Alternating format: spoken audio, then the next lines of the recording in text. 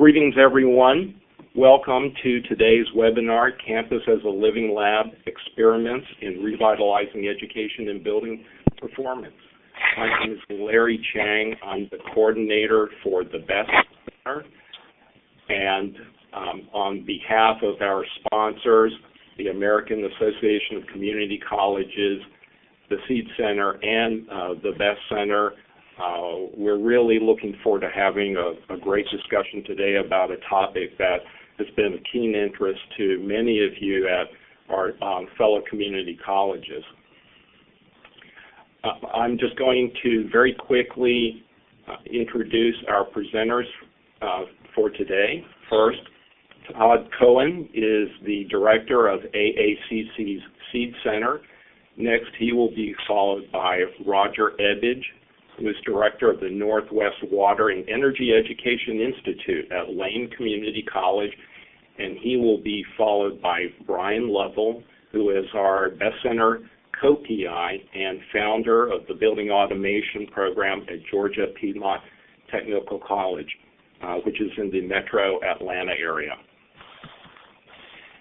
And before we get underway, I would like to invite Peter Crabtree, Dean of Career and Technical Education at Lane College and Principal Investigator of the BEST Center, to say a few words about the BEST Center and our mission.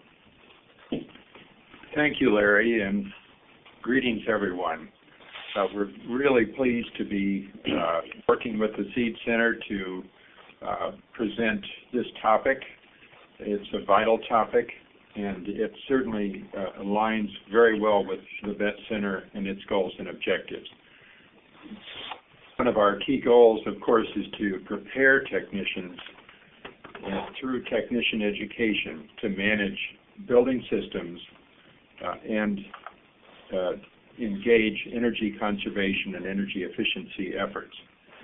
This is particularly important today and into the future.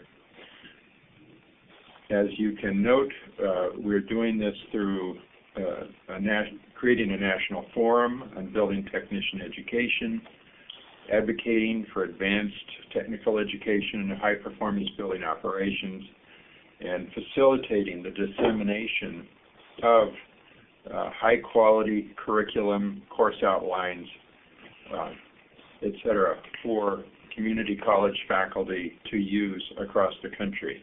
We are also creating a mentorship program to help community colleges develop their programs and develop their labs and so forth.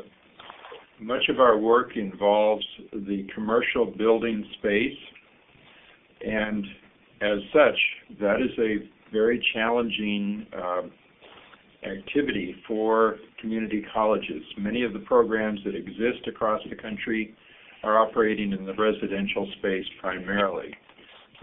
So this whole notion of campuses as living labs where students have an opportunity to connect with their mechanical systems on their campuses, to do data monitoring and data collection of various types of data related to temperature control, air quality, energy conservation, energy efficiency. All of these things are very important opportunities for colleges who want to have programming in the commercial building space, which is really the BEST Center's focus. Our key curricular areas are high performance and sustainable building operations, emphasizing HVAC and advanced lighting controls, building automation systems, and energy management. And so with that said, we have co-PIs around the country, including Brian Lovell, who is on the phone now or on this webinar, and others, one in Pittsburgh at the Energy Education Center, one in Milwaukee, Also, we are connected to the national laboratories, Lawrence Berkeley National Laboratory and Pacific Northwest National Laboratory. So with all of that said, let me pass the mic along.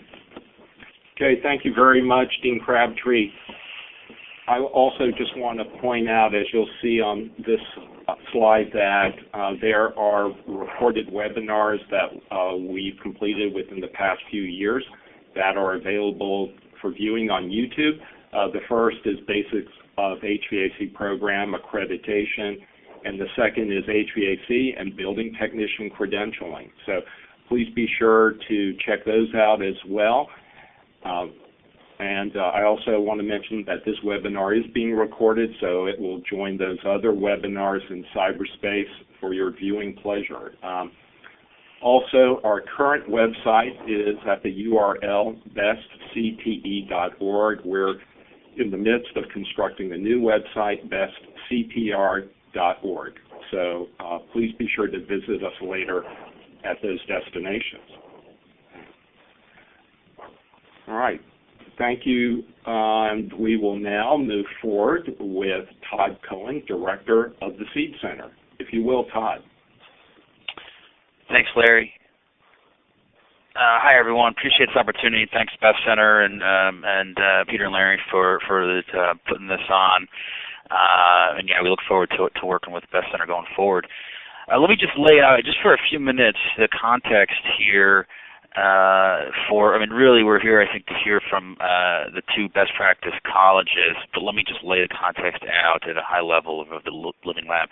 I'm with the American Association of Community Colleges. We are the voice in Washington, D.C. of community colleges, 1,200 of them across the country. The SEED Center is a center that comes out of AACC, and we're really all about helping colleges go green, both on the facility side and the academic and technical education side. Really focus more on the curriculum, but increasingly trying to help colleges put all these pieces together. And that's where really the Living Lab comes in. Next slide here. There we go. So SEED is, for the community college on the phone, if you're not a member, urge you to be one. 472 colleges are members. It is free. Your president needs to sign a commitment letter, and it's pretty simple, low barrier of entry. But all of these colleges now are sharing best practices, curriculum, other curricular materials across a range of sustainability and clean technology programs. So it's really a powerful network. If you're not part of it, urge you to join. So we came out earlier this fall, a new guide with our partner, the U.S. Green Building Council, the Center for Green Schools, the campus of the Living Laboratory, and we're excited about it. It's gotten a lot of play. We've created a webinar series. This is part of it, and we've done some workshops as well, and all of these events have been maxed out. So I think community colleges are really, really interested in this topic. And at its core, it's really about, as community colleges redesign and retrofit their campuses in greener ways through energy efficiency upgrades, renewable energy installations, sustainable gardening, electric car charging stations, LEED buildings. As they do these things, and increasingly they are, it's the Living Lab really is all about using those opportunities as teaching tools for students to provide them the experiential learning opportunities that are so critical, both on the technical skill side, but also teaching students that, giving them the broader sustainability skills, the sustainability literacy, this understanding of global planetary challenges and the competencies to be able to address them. So this guide that we're excited about, and I wrote it with Brian Lavelle, who's also on the phone, I think provide some really simple elements to help colleges move the needle on their own campus. And I'm not going to go through it all, but I do urge you to go on our site to check it out.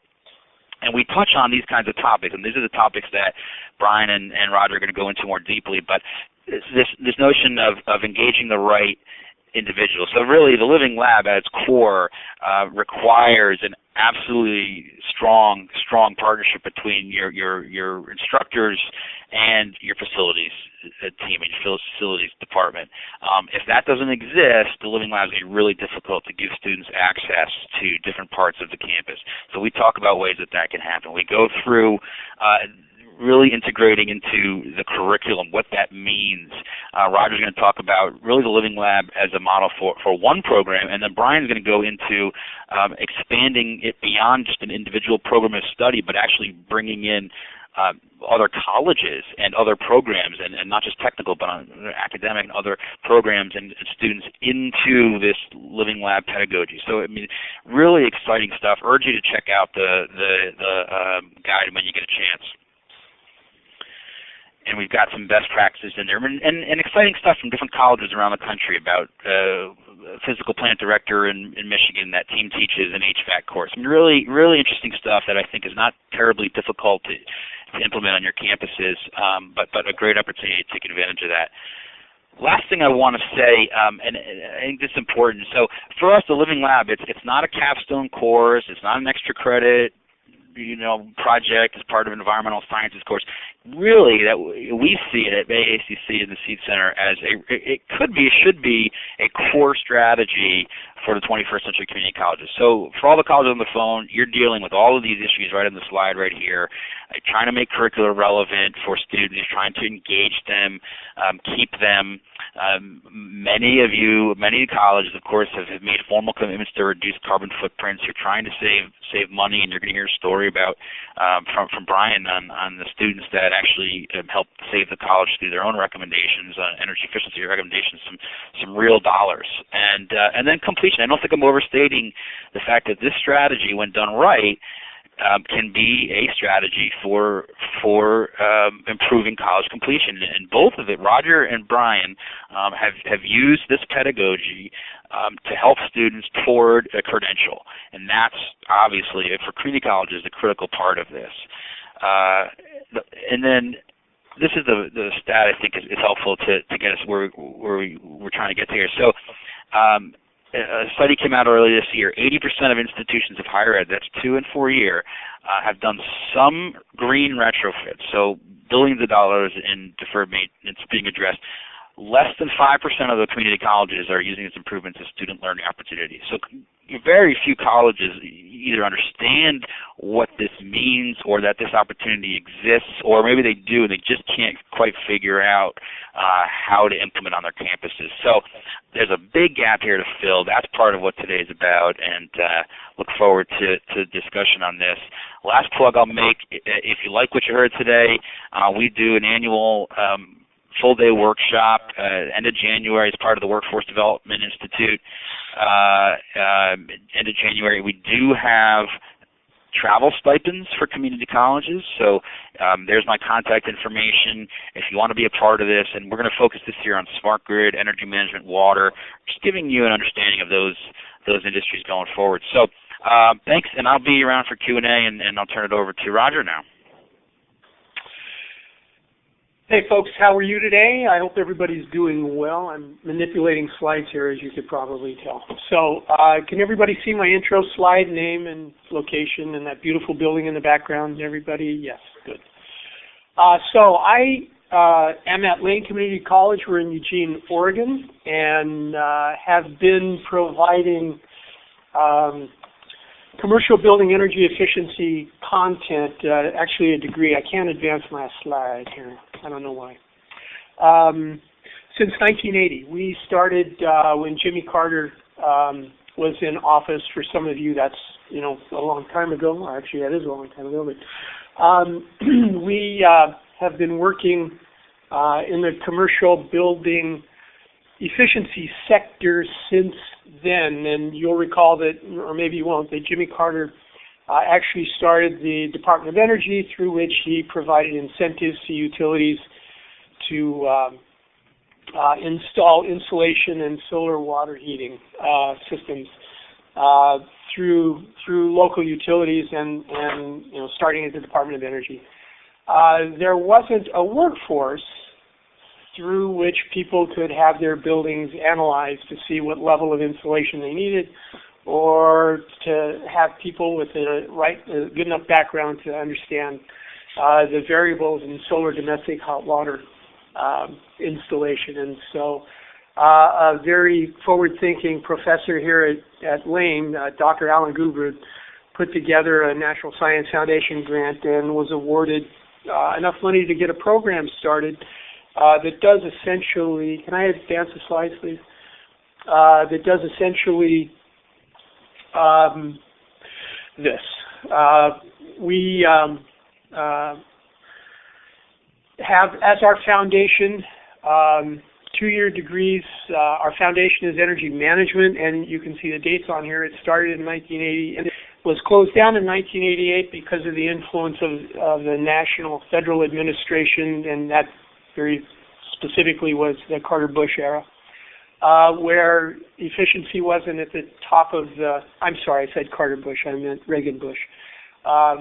It wasn't at the top of their agenda, and so funds for efficiency measures dried up. In 1992 with the Energy Policy Act of 92, and then Clinton's administration, the Bonneville Power Administration, our area wholesale provider for public utilities, came to the college and said, please start your program again and redirect its orientation to the commercial building sector. So we have that as our foundation, and off of that, everything else spins out into renewable energy. We do a resource conservation management program that is basically a sustainability coordinator focus, and we are starting now a building controls technician program. We launched that fall term this year. We also do water conservation, and I know that we're talking a lot about energy efficiency and using our built environment to do our student training. And I encourage you not to forget about water conservation. That is the next big picture item that we as a society need to address. And we've been doing this now since 2008. So we also do some professional development. I'm going to kind of skip through that and get to the meat of the topic. Can I get the next slide, please? Oh, I can't advance these. Oh, I can. So the way we conduct our program is it's a full 2-year degree, so someone can leave our program and go to work for an engineering firm, go to work for a utility, go to work for a school district as an energy analyst, or a state, federal, local government. We've had students placed in all these different parts of our industry. And they come in with essentially zero background, and so we have to upskill them in areas of the building shell, heat loss, heat loads, cooling loads, and the effect of windows and insulation and materials that comprise the building shell composite. And so we start them out with that and then build them into, or we give them some background in lighting systems. We have a couple of courses of that, and HVAC systems, we have a couple of courses of that. And we're not repairing these systems, we're analyzing these systems. So really a couple of courses does well, because we don't have to start figuring out real lengthy lab environments for these students to learn how to repair this stuff. We're not doing repair, we're doing analytical work, which means connecting a data logger to a piece of equipment to see how it's operating. And through data logging, we can get information like the volume of amps. I don't know that volume is the right term, but the level of amperage that a piece of equipment is consuming, and more importantly, how often it's running. Oftentimes we'll see this stuff running 24 hours a day, 7 days a week, and there's nobody in the space for 2/3 of that time. And so we get a real good picture of how that piece of equipment is running. So we give students that level of instruction. We also are concerned with our plug load, and because we're increasing our plug load, that's one of the fastest growing areas of energy consumption in buildings, because our technology is helping us out a great deal in terms of being able to reduce our consumption when we retrofit building systems like lighting. I mean, I'm sure you're all aware of the fact that LEDs are really taking a center place in our lighting technology these days. Variable frequency drives and high performance boilers and chiller systems are what's being retrofitted in buildings that are doing retrofits. So we're actually reducing our consumption based on the technology. Well, the plug load is going in the opposite direction. We have an organization up here that's a national organization, the New Buildings Institute, that did a recent study on plug loads. I think they did it through the Berkeley National Labs in the Northwest Pacific Lab, and found that plug loads are really the area that we need to be concerned with, and so we give our students the background on how to analyze that as well, and still using the same technology as we would any other system, lighting system or HVAC system, that we teach our students while they're in those courses. And then the big dog in the room is occupancy behavior. That, if somebody can get over on that one, I would be pleased to know how you're doing that. It's a struggle for us. The building that's in the background of the slide that you see on your screen is a 90,000 square foot LEED platinum building, very high performance with all the tricks and maneuvers in the building that one could possibly think of or that would fit into a LEED platinum. And our issue is getting the players in the building, the occupants in the building, to play with us in terms of using the daylighting capabilities, using the natural ventilation capabilities, not complaining about whether it's too hot or too cold, but dressing for the season, that kind of stuff. And that's really the big area of my concern at this point. So the reason why this slide is up with the different characteristics of each one of these technologies is to have you see how our institution, how our infrastructure can become our laboratory. We take students out into, we have 30 buildings on the Lane campus. The building that's in the background is at our downtown, is our new downtown campus. And so for the last 23 years that I've been involved in our program, we have had students working through our 30 buildings that are on our main campus, and if you take a look around at your campus, you'll probably see that it was built in the late 60s or early 70s. So we have this unbelievable opportunity to use existing building infrastructure as our laboratory. My classroom consists of a computer lab, and that's the only technology that I have in a building where students convene. Everything else is out in the field. We go out into all of our different buildings, initially selected by our facilities department. When we begin a year, we will go to our facilities department and say, so tell us what building is providing you the biggest headache this year, and we'll have our students go out into that building and teach them about the lighting systems, teach them about the HVAC systems, teach them about the building shell. And again, you can see the different areas of our concern that are on this page that you're viewing.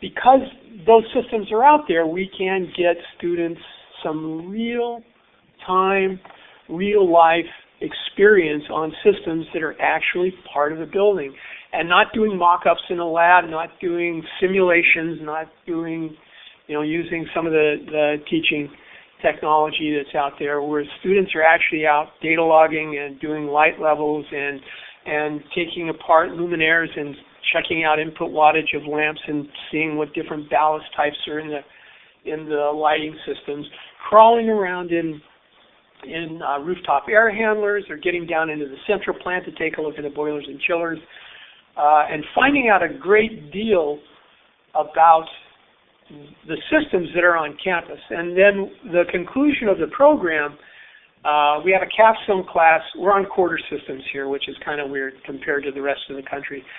But we have a capstone class, winter term, second year, where students will do a full-blown audit on the selected building by our facilities department, and then produce a professional quality report that's overseen by my adjuncts or my full-time faculty, and then present that to the facilities department. And of course, the facilities department, depending on budget, if it's a capital improvement, can make their decision as to whether or not they want to implement our strategies. What we look for, though, are no-cost, low-cost strategies that will actually improve the health and condition of the building that we're looking at, energy performance of the building that we're looking at. And Todd earlier mentioned that Brian is going to talk about some hard dollar savings that his students put together, and really they're fabulous savings. We were looking at a building 1 year and found that the HVAC system, the supply fan motor for an air handler unit that was providing space heating and cooling and ventilation air to a 90,000 square foot building, so you can imagine that this is a pretty big supply fan motor, was running exactly backwards from its intended operational scheme, and that was, it was starting at 10 o'clock at night and shutting off at 7 o'clock in the morning. It would have that pattern through the week, and then on Friday night it would start at 10 o'clock and shut off at 7 o'clock on Monday morning. And so it was just a shift in AM, PM, and that resulted in about $11,500 energy savings for that one motor. And it's because my students were out in the field using our buildings as laboratories that we were able to discover this. No one was complaining about stagnant air. Nobody was complaining about temperature conditions. We have kind of a mild temperature here in Eugene. So there weren't end user issues with how this building was running, but it was running exactly backwards, and so or opposite of what it should be doing. And having a direct digital control system, it was an AM to PM shift on one page of the control scheme. So the benefit to the college is we have a huge push on sustainability on our campus. It's one of our core values, and so anytime that we can benefit the college by improving its operational strategies, it's a good thing, and our president loves it. She's actually was the president of AACC, and through Mary Spieldy, my president, where the SEED Center was born. And I'm really pleased that Todd is running that show because he's doing a great job. Can I get to the next slide, please? Anybody? There we go. Here's our water conservation program, and again, we use water on our campus, of course. We have landscaping, we have a student-run garden, we have lavatories, men's and women's, we have food services, and it's what a playground for us to do water conservation stuff. And so, again, I don't want you to overlook the ability on your campus to start implementing some water conservation strategies. You will be pleased that you do. You will be leaders in the community college industry if you do. There are few programs that are doing water conservation. And as Peter said earlier, there are a lot of programs, Peter Crabtree said earlier, there are a lot of programs out in the world, in the U.S. community college system today that are doing energy efficiency. Water is completely new, completely different. It's not on anybody's radar at this point. And if I could have you answer, I won't have you do that. The question, what do you know about the Northwest? Most people would say it rains a heck of a lot, and it does. But water is still an issue here in the Northwest. So we're a little out in front on this in terms of the workforce, but that's okay. You know, we need to do that. And then, of course, we do renewable energy, which was something that we put together through because California melted down in the early 2000s, and we could see that California was shifting to a renewable, at least having renewables be part of their generation system. We do solar electric and solar water heating on campus. We install systems for the campus around, and they're not huge systems, but we do that kind of installation. Can I go to the next slide, please?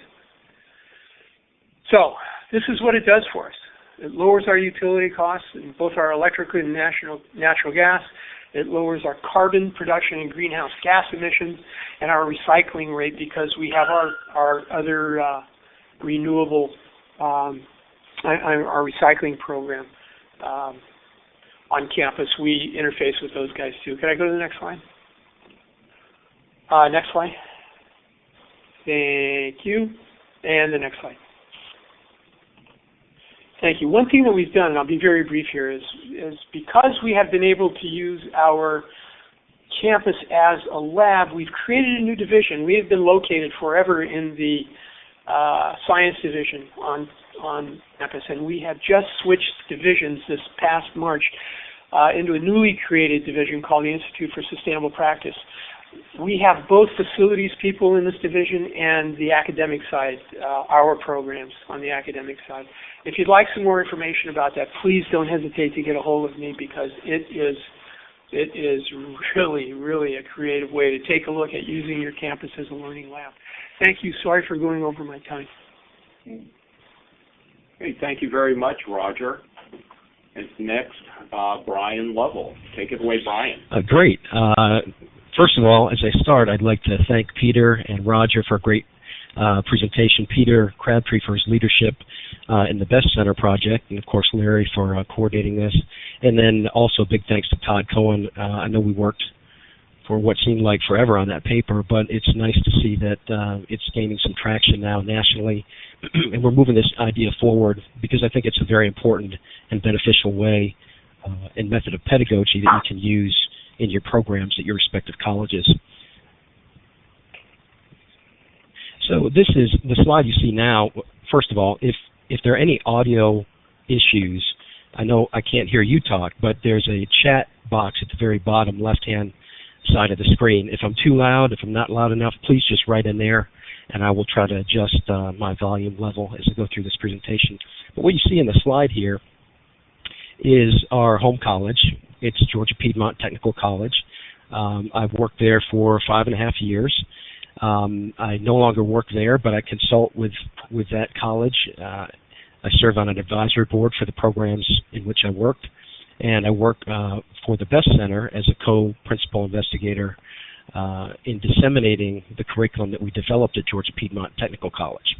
Georgia Piedmont Tech serves 4 metro Atlanta counties, and it has 5 campuses. The picture you see is our main campus in Clarkston. So I initially joined GPTC in 2007 to assist in building some new programs associated with the existing residential HVAC program. My entire history prior to that was in the industry. And so I didn't have any educational background. I didn't know the educational lingo and all of that, but I knew that there was a need for programs specifically in the building automation space, in which I worked for nearly 20 years as a technician, as a manager, and then ultimately running my own organization in the metro Atlanta area. So I took that job in June 2007, and in the initial interview we had plans of developing programs that were interesting, would draw students, and that were much needed. And in the community college world, there were no programs for this $15 billion international industry called building automation. In the fall of 2007, after being there for a few months, I started working with some HVAC students and instructors, and we noticed that some of the heating and cooling systems seemed to be running both concurrently and what seemed to be early in the morning, late at night, seemed to be 24/7. So we got some students together and we said, let's investigate this a little bit. And we did a study which lasted approximately 3-4 months long to take a snapshot of what was going on with the buildings. And the study revealed that the systems were running 24 hours a day, 7 days a week, while the college was only occupied from 6 a.m. to 9 p.m. Monday through Thursday. So immediately we found a huge amount of savings in the way that the mechanical systems were running. Turned out to be they were running 168 hours per week, where they only needed to run 68 hours per week. So we took that study information and we presented it to the Vice President of Academic Affairs, the Division Chair of the Industrial Department, the Facilities Director, and HR Director, and others in January of 2008. The outcome of the meeting was an approval for a living laboratory, and this phrase was actually coined from that meeting before living laboratory was a wider accepted term as it seems to be now. We thought we were kind of neat for coming up with that. I know we didn't come up with that, but we came up with it at our campus. And the president really latched onto that term and said, let's see if we can make the building in which this program exists a living laboratory where the students work within the buildings, make the buildings work more efficiently, and work hand in hand, as Todd mentioned earlier, with the facilities director to make sure that we're uncovering the opportunities for learning within the building itself.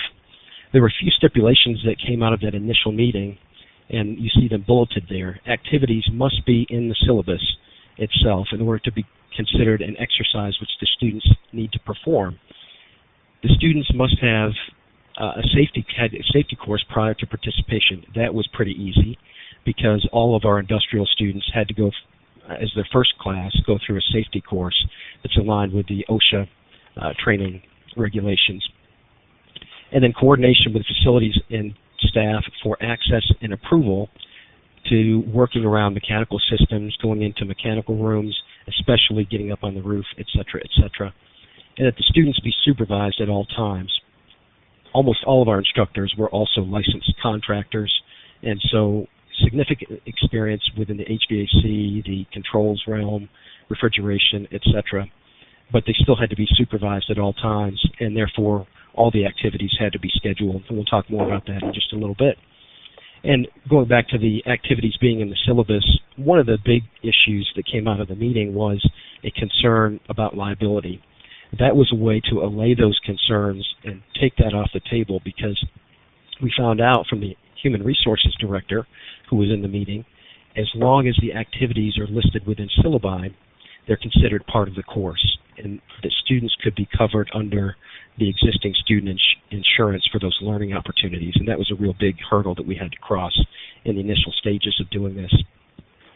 So then we began, the students under instructor leadership began in-depth studies of the building performance, and the studies later informed 3 grant proposals which were funded, which completely retrofitted our lighting systems, our HVAC systems, and enabled us to do retro commissioning in some of the larger buildings on the Clarkston main campus. As we were doing this, concurrently, we were developing a couple new programs, including the Building Automation Systems program, which was approved by the Technical College System of Georgia in 2008. We started a commercial refrigeration program and then a sustainable technologies program, which also included rainwater harvesting, as Roger mentioned earlier. Really hot area. Not many colleges are doing that. And in Atlanta, that's a huge issue because of some of you have probably heard of the water wars, and we oftentimes go through a drought in Atlanta. And so that was a great opportunity for students to get involved in helping to design that system, install the system, and then help start it up. But again, that was just within the C building, the building in which our industrial programs are housed.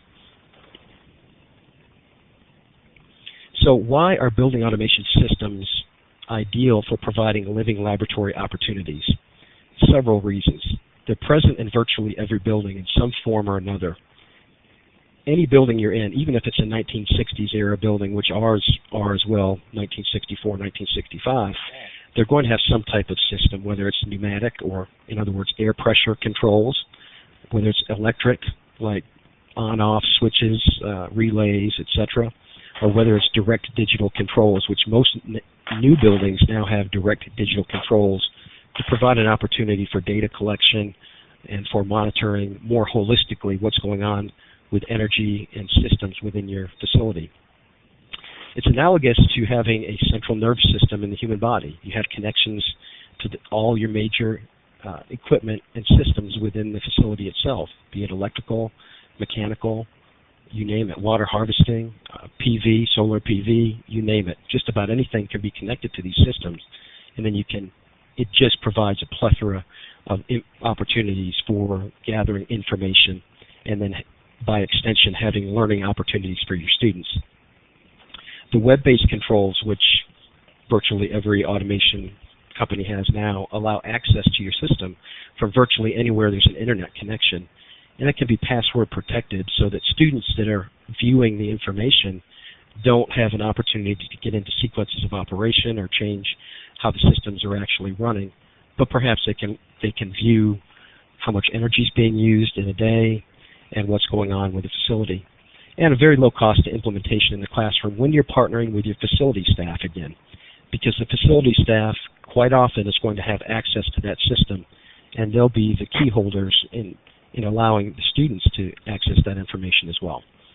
So moving back to the living labs within the C building, the students in the BAS program expanded that initial living lab project by installing sensors, networks, communication networks, and controllers throughout the building itself. The system was disassembled and reassembled each semester and then redesigned and installed by students. So they got practice in running cabling, installing sensors, designing the layout itself, selecting products, etc., etc. And at the bottom of the page you see the sensors, the types of sensors, the location of those sensors, and this is part of what the students would work on within specific courses each semester, and that's just the BAS students. So I'm just giving this to you in context of the BAS program, although the living laboratory pedagogy was much more expansive and got into sustainability students and the refrigeration students, et cetera, et cetera. So as that program gained a lot of support across the campus, the facilities director approached us about other buildings and other opportunities that he had, and one of them was the Starnes Center building. Starnes Center building is 2 miles away from the main campus. It's owned by the GPTC Foundation, which is a 501c3 arm of the college that can accept donations. So we required the approval of the GPTC Foundation Board of Directors for students to work in it. So again, we had to go to a new set of stakeholders and say, this is why this is important. This is why these are the benefits we can provide by allowing students to work within the building. Same questions arose. Liability. What about the students being on the roof, et cetera, et cetera. We were able to address those questions and move forward in the project.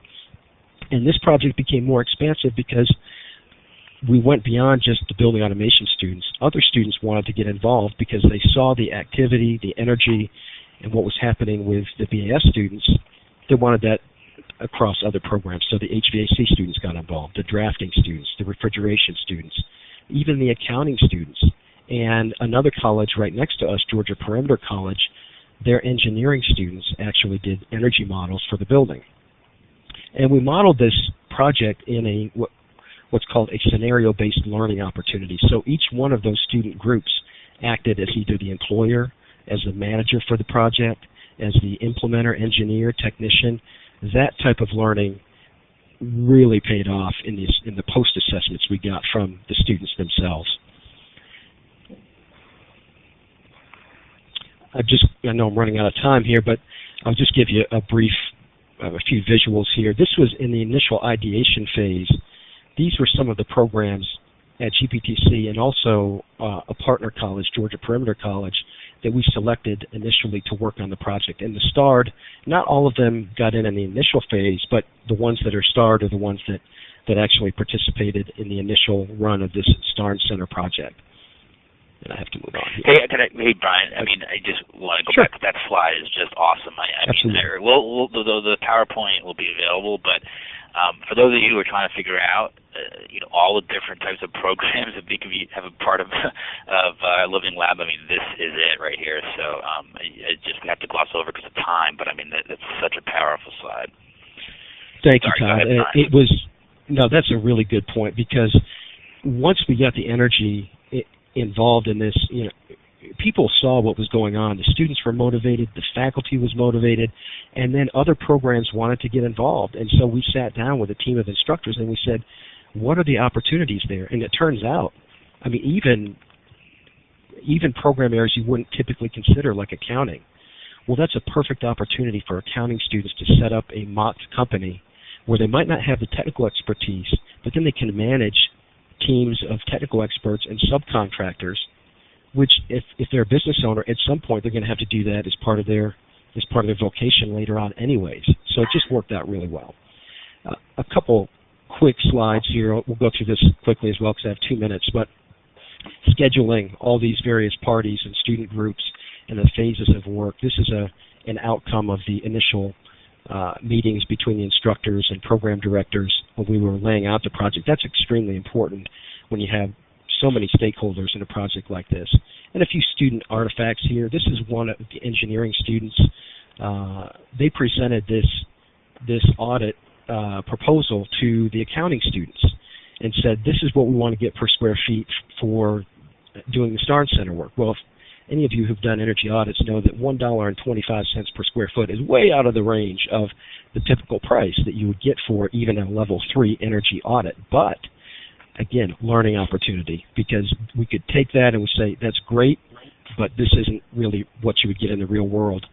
Students from the automation program were able to design networks and controller locations throughout the building itself, and were later able to work with the drafting students who drew up this SEED Center layout and then affixed the sensor locations, so the temperature sensors, the controllers, all the things that would go into the system itself were laid out. The BAS students then took the controllers that they had selected, in this case Distech controls, and laid out wiring diagrams for each of the systems themselves. Now, we found mistakes, again, in the way that these were wired up, but the learning opportunity was there, and we were able to, the students were able to learn from that. And then you see a 3D rendering that the students did of the building itself, and I need to move on here because I'm just about out of time. I'd like to hit, Larry, do I have enough time to hit the outcomes quickly? Sure, go ahead. Okay. So the SEED Center outcomes, all the students made presentations on their experiences and what they learned, because that's something that our industry partners really stress. Students are not coming out with the requisite written and oral communication skills necessary to be successful, and that's something that we, in all the experiences, Living Lab experiences we put in there.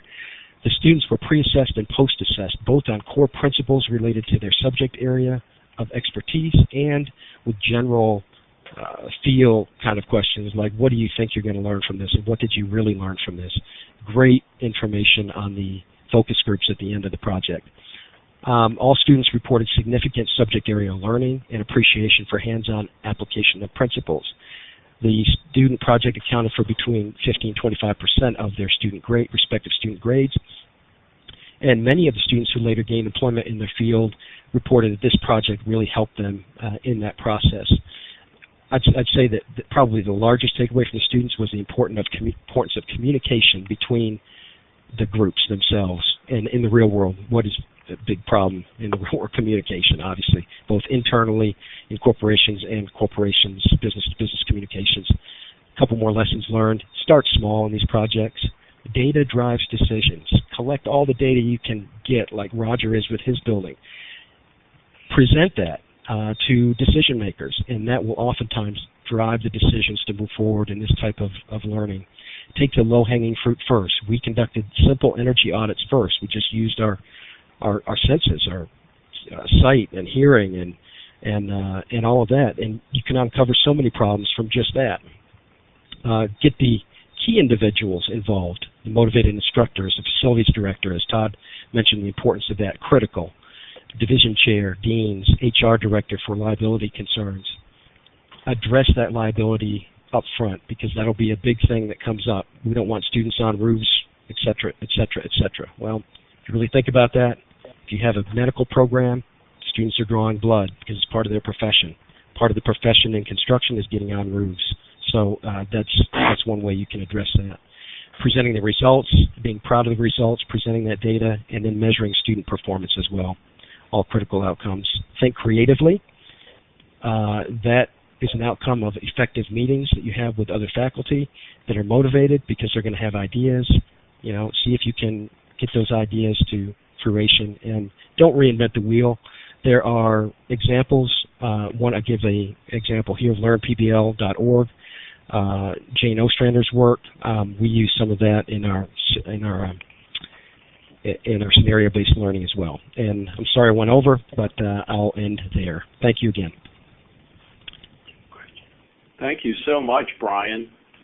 This is a lot of really terrific material here, and we'll try to get to as many questions as we can. So let me go ahead and share two of them.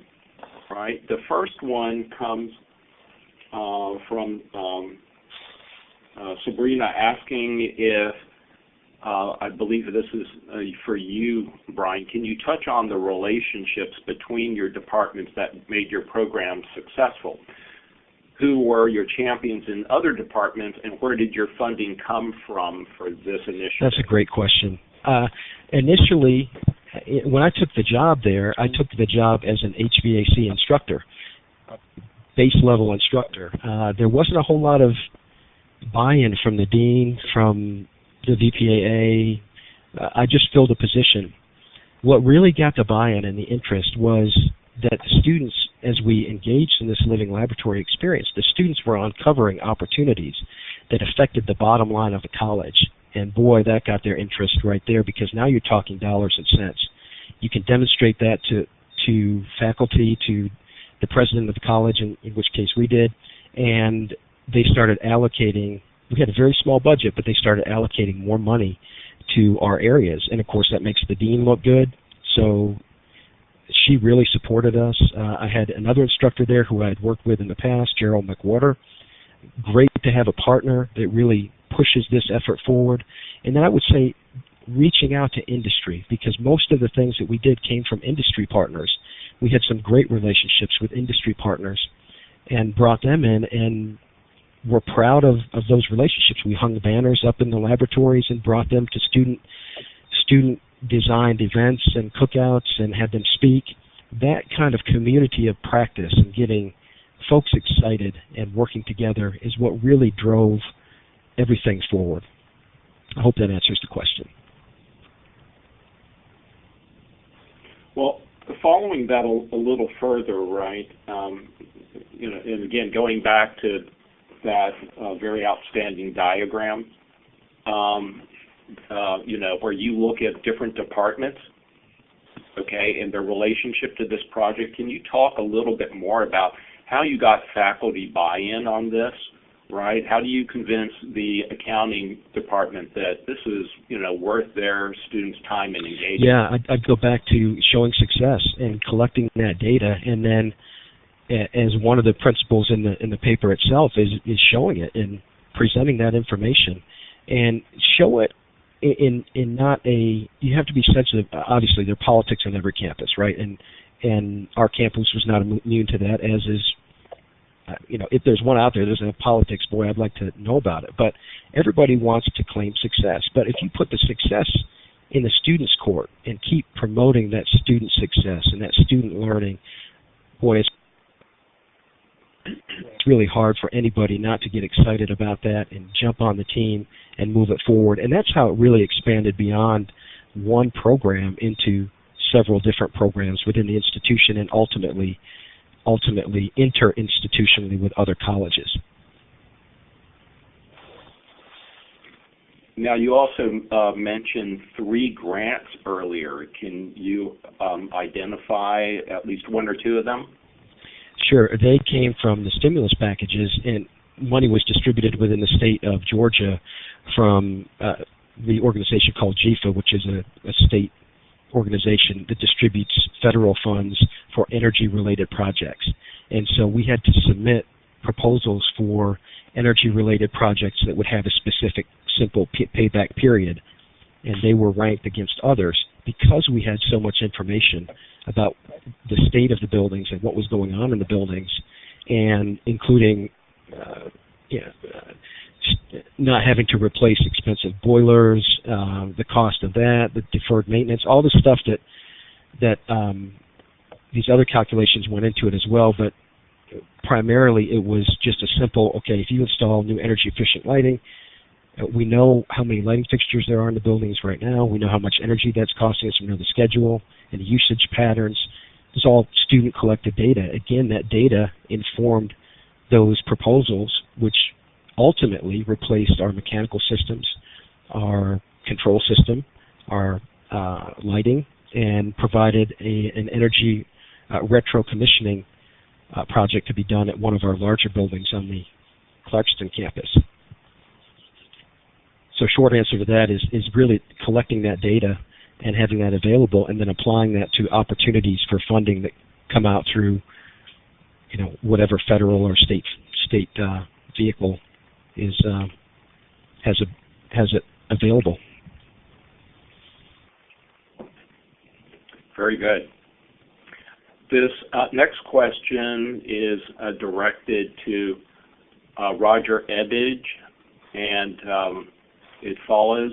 You mentioned, Roger, that a big issue is getting occupant behavior in participating with the maintenance of building efficiency. I mean maintenance just in terms of doing their share, right? Now, do you have any projects to get students to use water filling stations, composting, and recycling, something that applies to the broader campus in general? Yeah, thank you for the great question. We, and I kind of answered it below the question in text, but we have a sustainability manager, a energy analyst, and a recycling coordinator, all full-time employees on our campus, not the same person, which is usually happens on a lot of campuses. One person will be in charge of that, and it's just an overwhelming task. So our commitment to sustainability, has produced those 3 full-time employees. We have a policy on campus that was recently instituted last year, and that was no bottled water will be sold on campus. And so and that's on, we have 4 different sites around our region, and that policy is applies to each site. So our student stores, our cafeteria, none of those folks sell bottled water because we're trying, obviously, to rid our campus of plastic and glass bottles. So we, in lieu of that, have provided the automatic filling stations that have the higher nozzles, so someone can bring their own bottle to campus or their own container to campus and fill up their water there. And it's been a very successful campaign. Very little pushback from either employees or students about the unavailability of buying bottled water, and now they're in the habit, and again, this has only been around for about a year, they're in the habit of bringing their own container to campus and use our filling stations. Very interestingly, the filling stations have on them a digital readout of how much offset there is when a student fills up his or her bottle, her container, that they get some immediate feedback on what good it's been doing for the environment. I can't remember if it's in carbon offset or exactly what the offset is, but it's very cool. We have a student-run garden. This is getting into composting and recycling. We have a student-run garden that is about 2 acres, and we've instituted kind of a closed-loop vegetable system on our campus. We have a pretty good-sized culinary arts department and of course, a campus student cafeteria. Product comes out of the student garden. It goes into use in the cafeteria. It is then composted and recycled back into the student garden, and it's worked so effectively, it's really pretty amazing. And then our recycling coordinator is constantly in the top 5, top 10 of institutions around the country that have recycling programs, higher ed institutions around the country that have recycling programs. And although I'm not really familiar with our recycling program, other than I see their containers everywhere on campus, and I believe that's making it easy for people to recycle is an objective of Mike's. So, but I can connect you with our coordinator if you are interested in knowing how he does his work. Thanks for those questions. Roger, following on that, does your recycling coordinator produce an annual report on the metrics achieved in terms of recycling? Absolutely, right. Right, so that way it becomes, yet again, another data collection and learning opportunity campus-wide. Right, and through our resource, thanks, Larry, for bringing that up. Through our resource conservation management program, we provide him with student interns. We have a 6-credit intern requirement for all of our degree programs, and so they get to climb into dumpsters and do waste accounting. So, which means sorting out all the garbage that's in there, measuring the amount, the weight of the garbage or the recyclable materials, and then moving it off to someplace else. One of the biggest outcomes of the recycling program is reduced dumping fees. That's a pretty expensive consideration to the college's budget. Within the college budget, it's not that huge, but if we can reduce and claim that in our sustainability reporting, I mean, wow, and also get student learning going on as well. It's pretty neat stuff. Great. I also, since you mentioned about how these new water filling stations provide information about how many bottled waters have been avoided, right? What is being done in terms of providing other sorts of dashboards for energy usage or energy generation at your campuses? And this is for any or all of the presenters to answer. Roger here. We have this new 90,000 square foot LEED Platinum building that, because of budget constraints, has a pretty lame dashboard. It doesn't delve deep enough for my interests. It gives a very surface consumption levels for how this building is performing, and so I have not had a very easy relationship with dashboards at this time. I've seen some very robust dashboards out in the field, but we certainly do not have that experience, and we only have dashboard capacity at our new downtown campus, our new 90,000 square foot building. So we don't deploy them on our main campus. Yeah, this is Brian here on the energy dashboards. It's interesting you mentioned that.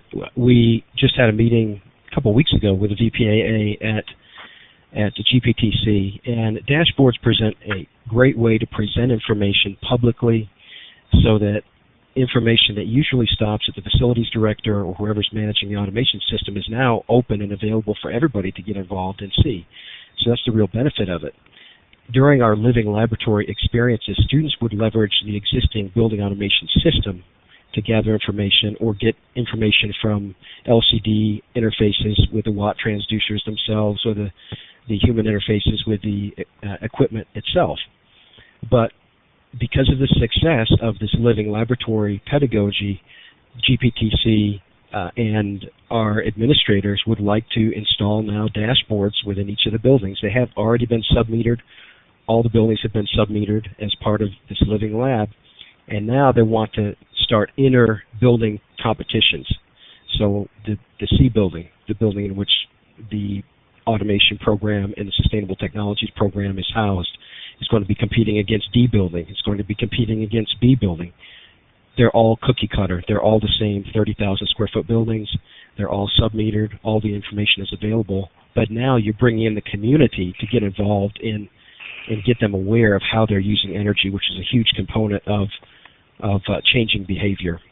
So I think energy dashboards are definitely a great thing to have, but it's really the benefit is making that information available basically to everybody, and that's how we're going to be using them. And I would say also, I noticed Oakland, Emerald Cities Oakland is on the phone, and we just signed an agreement with Emerald Cities Atlanta and another in 10 cities to move this whole idea forward and to kind of take the ball where it's at and then expand it to all the other campuses, this living laboratory pedagogy. So we're still learning along the way and are open to any ideas that anybody else has as well, but it's been successful for GPTC, and they're going to continue this, expanding this pedagogy.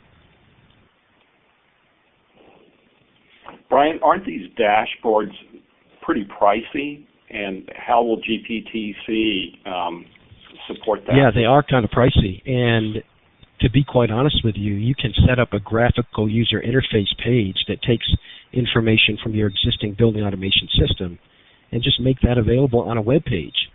So really, if you're just interested in gathering the information, there's a much less expensive way to do that. But the real advantage of spending that extra money and getting a dashboard or putting $10,000 into a dashboard in a hallway, which is hopefully we'll be getting that donated. That's the intention. But the advantage to getting that is, you heard from Roger earlier, one pump saved them $11,000 in a year. If you make that information available to reduce the number of new peak loads you hit for the year, or make that information available that, oh, well, these rooms are not being occupied and the building's half unoccupied, why is it using so much energy as compared to another building on campus per square foot? Then you uncover a wealth of opportunities for making change. And on that basis itself, it's well worth the cost in any sizable building to have an energy dashboard. And I've seen this, Todd. I mean, these companies, I've seen a lot of them donate. Johnson Controls, Siemens, Trane, Honeywell. They donated that equipment to colleges that they have a good existing long-term partnership with on these issues. So that's there too for the taking. And one more piece about dashboards. One of the reasons why I was so excited to come into this new building and have a dashboard located on each one of our floors, it's a four-story building, was for public information. We're in our downtown core, right across the street from the public library. You can see or saw in those pictures that I had in the background that we have an evacuated tube solar water heating system running right up the front of our building, and so it's real dramatic, and it gets attention from people in the community, and to have a robust dashboard where someone could come in and spend a half an hour just kind of cruising through different pages, finding out about different systems would have been fabulous. But again, as Brian said, $10,000 for one of these dashboards is pretty typical, and then to get that design that makes it an appealing resource for the general public is another additional expense that comes in on the back end once you have acquired the system. Yeah, I think it's also important to remember that our community colleges are sources of public information in more ways than one, and to whatever degree that the public can visit these buildings and learn from them, that's really terrific. But as you pointed out, Roger, affording them the appropriate opportunities to do that, that's another piece of the puzzle. Right. We've got a couple other questions here from our audience. Someone would like to know about residential energy usage, new construction practices, or energy codes. Any thoughts on those topics as living lab opportunities for any of you? There are other folks out there, this is Roger, other folks out there that are doing a much better job in the residential sector than we are. I just noticed David from the Delaware community college system is on the line, and I know that they have a brand new demonstration house. And again, if colleges are getting involved with energy efficiency, it's probably going to be in the residential sector, and they probably will build a new facility, a new house through which they can demonstrate this stuff. David, I know, has a new house on his campus, and it's pretty amazing. So Delaware is one that I know of that has that background. And as far as codes, that's pretty well unique to the area, the region, the climate, what have you. I'm not sure about new construction practices. Sorry, Don. Well, I'd say in the guide that we talked about earlier, there's some work being done in Alfred State, New York. You can get a little information there. Yavapai in Arizona, and Delta College in Michigan, and I'm sure many, many more have partnerships with Habitat for Humanity on these very, very topics. So we've got that information. So if folks want to follow up, happy to pass along some contacts so you can dig deep on that stuff. Excellent. Another question here, and she's asking, are you aware of any larger studies on the impacts of using the campus as a living lab? I'm interested both in the impact on student learning and on building performance. Roger, I don't know of any larger studies on the impacts of using campuses as living labs. I think, we've been doing it for an awful long time, and we do it out of, we started doing it out of a logical use of our building system, as Brian has done. I'm not sure that there are very many other colleges, which is the point of this whole webinar and the work that Todd is doing through the SEED Center. Not sure that there are very many of the colleges that are doing this, and it takes a certain amount of chutzpah to get out there and start using your labs. There are a lot of or using your campus as a lab. There are a lot of barriers to it. Unions are one that I keep hearing about, that our union won't let us get into the air handling room or the central plant because of union issues. But my metric is employment. We're here in a career technical program, bringing students in with zero background in the industry and putting them out into placement. We very typically have 80+% placement of our graduates into a national labor market. And so I use that as the impact on student learning. And our building performance is what it is. Well, I was just at a greenhouse gas meeting yesterday of our sustainability committee, and our energy analyst reported that we've actually had a dip in our electrical consumption, and that's building performance. That's no other reason for that. And Brian did mention it's one data point, but his school did do the student pre-assessment, post-assessment on that project, right, Brian? So that's yes. The learning piece.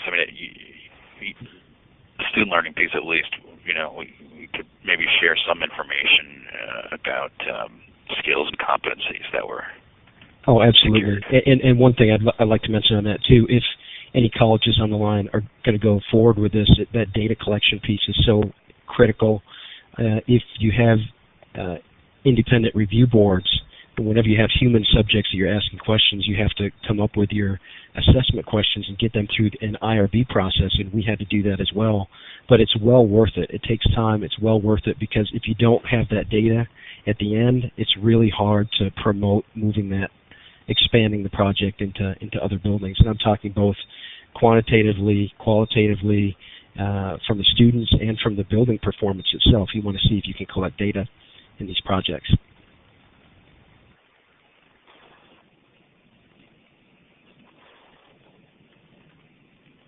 Very good. Yeah, well, what do you think, Todd? Is there a possibility of doing a follow-up SEED report down the road, reviewing SLOs, student learning outcomes? Yeah, no, that'd be terrific. I think the problem Roger mentioned it too. There's not a lot of colleges yet to really take a look at. But there may be some creative ways to go about it. It may not require having to study an entire campus transformation, but there may be pockets of things that colleges are doing and might be able to take a look at it. So yeah, whoever asked the question, a great question. We'd love to have that information. That'd be a great tool to incentivize more colleges to move. It's tough though, but open to ideas certainly. Great. Well, I think all of our participants have asked their share of questions here.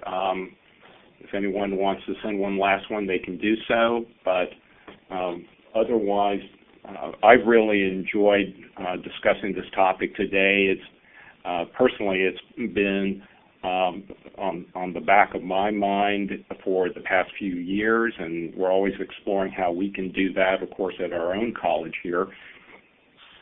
I'm sorry, was one of our presenters? Well, I was just going to say something, Larry, if you don't mind. I think I control here. So one of the questions we get asked a lot from participants on these are access to lesson plans, and Brian and Roger typically will provide some of that information, which will be helpful. We also know other schools are doing this and are happy to provide some of their specific lesson plans that they've used. So to the extent that be helpful, here's an email. Just send a note, and we'll be able to provide that information to you. So just wanted to make sure I got that in. Very good. Todd, were there any other upcoming AACC SEED events you wanted to highlight? Well, I don't have dates yet, but I can tell you with certainty we did a workshop on this topic, full-day workshop. It was, I thought, wildly successful. We will do at least one more in 2014. I'm hoping to do two more. And it's regional, so it'll be different parts of the country. That's all I know right now. I would urge you, go to this the seedcenter.org, and that's where you'll find the information, and you'll be a part of our newsletter. You'll get that, and we keep it pretty intimate. We try to keep it to about 30 colleges, so an opportunity for you to really get your questions asked. So I just keep abreast at the Seed Center site, and there will be professional development around this topic in 2014 without question. And from the Best Center side, I just wanted to quickly highlight some upcoming events. Over the next 5 to 6 months, we'll be conducting a series of instructor workshops at various parts of the country. Tentatively, we're looking at doing one with our very own Brian Lovell there in Atlanta, which will be a kind of a follow-up building automation workshop that will take a more in-depth look at curriculum development. And two other upcoming workshops will include one in Albuquerque, New Mexico, at Central New Mexico Community College. That'll be a shorter workshop looking at sustainable facilities operations from a more regional perspective.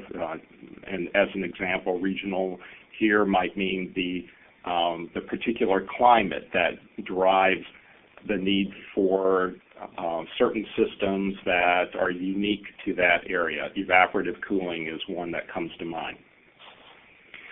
And then towards the end of, just after the school year ends, we hope to do a multi-day event here at Laney, also looking at commercial energy management.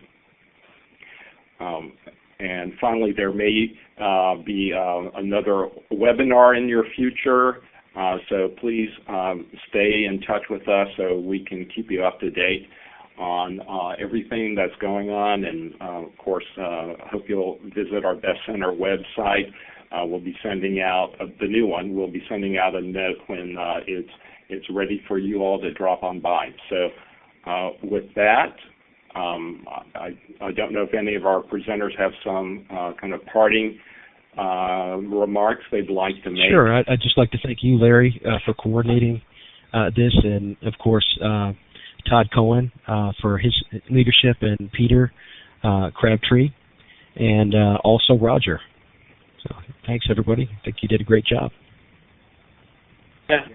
And likewise from Roger, it's great to be associated with such competent individuals. This has really been great. Thanks to all of our presenters, and I also want to give a big thanks to our audience. Please keep the faith and press on with the great work that you're doing at each of your respective campuses. And with that, I'd like to close the webinar. So Thanks again, everyone, and we look forward to seeing you next time on the web.